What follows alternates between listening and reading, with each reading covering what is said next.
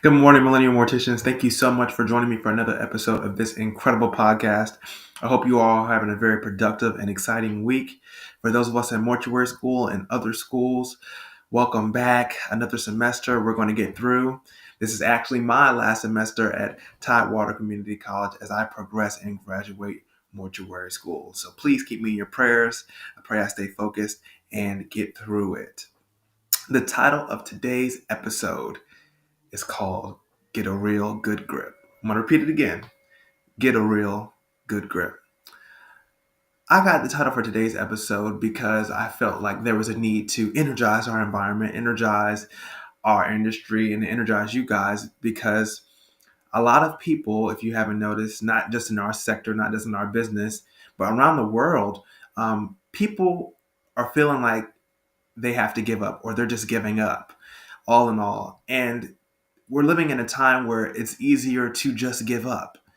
And as morticians and as funeral directors, we don't have that opportunity or that chance to do that. We have to work through, push through, encourage people through whatever feeling they're in, whatever environment they're in, and let them know it's going to be okay. And that goes as far as the saying, even whatever's going on around us, no matter what problems the world is facing, we still have to be there for families and for people, and being able to endure giving good service through treacherous and rigorous times. It can be difficult, and you can want to just let go and quit or say, maybe this field isn't for me, or maybe this industry isn't for me. But that's not this audience. That's not you guys. We're not an audience. We're not a group of people with our gifts that give up easy or quit or just, throw in the towel. We're going to fight, and we're going to give families the best services we can. The wildfires that are raging in California right now as we speak, have taken lives, destroyed businesses, destroyed families. And I guarantee you that somewhere in there, there's a funeral home working day and night to try to provide services for families and to endure whatever it is that they're going through at that particular time. I know insurance claims have been getting denied and things of that nature. And so with all of that, on top of our everyday lives and our everyday schedules and our everyday busyness, I want us to remember that the reason we're in this is to make a greater impact. And sometimes in the making of your impact, there's impacts that try to impact you in the process. And you have to believe in yourself and trust in yourself enough to know that I'm not going to let any of those things stop me or stop the purpose or stop my funeral home's mission from getting accomplished. Because we're living in a world today where people, they won't tell you directly to your face, but they want you to quit and they want you to give up, which is why I'm so hard on us mortuary students, because I've been there. I've been in predicaments where it's like, okay, I failed this class or I didn't pass that class. And I just wanted to quit and give up and say, maybe this isn't for me, or maybe let me take an easier route out of this. But I'm so glad that that's not the decision or the opportunity that I took or the thing I decided to do. I decided to keep going and pursuing the program and going through my endeavors as I tried to figure out the landscape that is funeral services. And the only way you can get the best experience is with, hands-on experience in the industry, doing your business and handling your day-to-day services. So staying excited, staying focused, staying exactly lined up in your calling is important. Now, there's ways that people will try to get you out of what you're supposed to be in, and I'll tell you. They'll tell you, have you reconsidered or have you thought about doing something different? Are you sure this is for you? And I want to encourage you guys today to know that this is for you. You can do it. You are being encouraged. There's people watching you. There's people depending on you. Some people have, some of my audience members, you guys have family, you guys have friends that don't think you can do this. And you just have to prove to them that you can, that you're mentally strong enough, that you're physically strong enough, because the demands of this job affect you, not just mentally, but physically as well. Because it's just so fast paced. It's so quick. It's so on demand. You could get a call at any moment. I could get a call right now as I'm filming this episode. So how do we stay relatable? How do we stay reliable? And how do we be how can we be effective in times of triumph, in times where things are just rough and the world is just not looking the prettiest? And the truth of the matter is, you surround yourself with bright people. And a lot of people will think that the things that are keeping you standing and keeping you whole are connected to you, when that's not the case at all. Um, to be honest with you, the reason you're still standing, you're still connected, is because you're connected to something greater than you. Um, Either if it's God, or maybe you just tune into this podcast and you just need something greater that's going to fulfill that void and make you feel like, no, I can do this.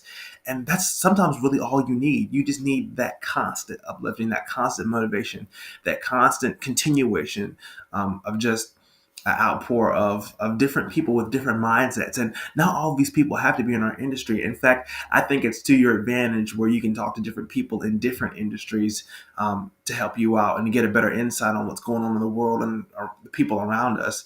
And so it's important and imperative that you as an individual, you get a good tight grip on whatever it is you want to do. Find one skill, find one thing in the funeral home that you're really good at and that you can monopolize on and make a profit from, and do it well and do it honest and do it fair.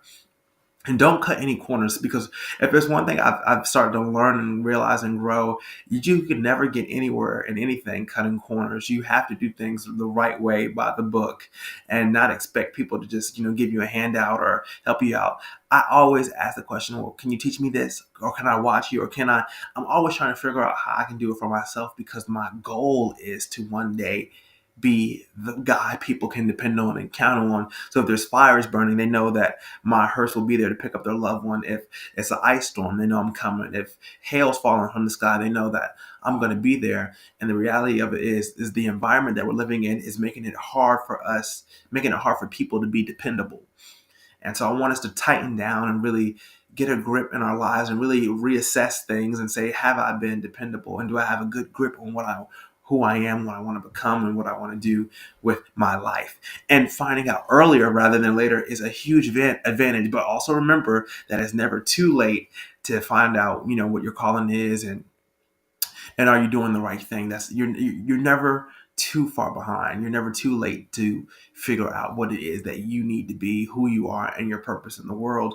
And I always hear people in college, and especially when at my 4 year, they talk about, I'm not sure I want to do this. They always talk about me. You're so lucky you were able to find your career early.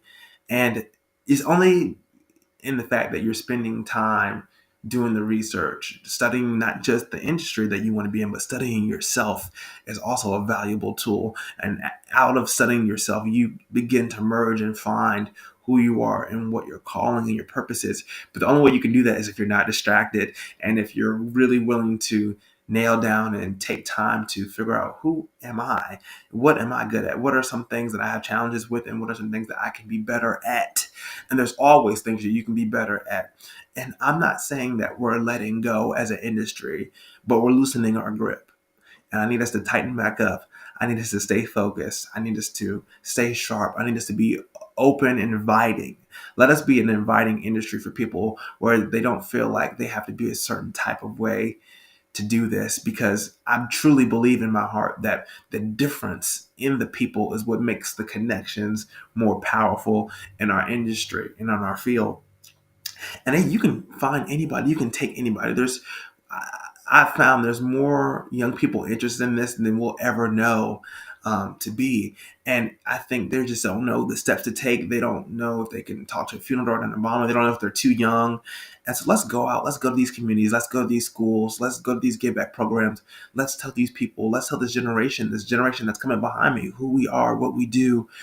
And let's be open, honest, and transparent about our industry and our business, because it's a special business. It's a business of healing. But if you're in the right place, you have the right heart for this, and you have a good grip on your skills, and you're sharp at it, and you're effective in what you do, and you're prideful in your work, and you have humility in your community, then I really do think that there's nothing that can cause us to lose our focus, lose our agenda, and map out the future of what things are going to look like, not just for ourselves, but for everyone. So this week, I challenge you guys to talk to your employees, talk to your funeral directors, talk to your embalmers, ask them how things are going, ask them if they have a good grip of about what's going on in the funeral home, the type of manager you are, or even the job they do, because you'd be surprised the questions people have, and they're just too scared to ask you because they don't know the reaction they're going to get. So this week, we're going to get a good grip. We're going to believe in everything that we know we can do. If we don't know, if there's something we don't know we can't do, we're going to ask questions. We're going to find out. We're going to figure it out. And as a community, we're going to help people heal. And we're going to make things better. We're praying for the people in California, hoping that families can recover and heal from those devastating wildfires. And for you guys, my Millennial Mortician podcast audience, this is the podcast that engraves. You guys stay loved, stay welcomed, get a good grip this week, and stay focused. Look forward to seeing you guys on the next one. I'm Jaden Folks.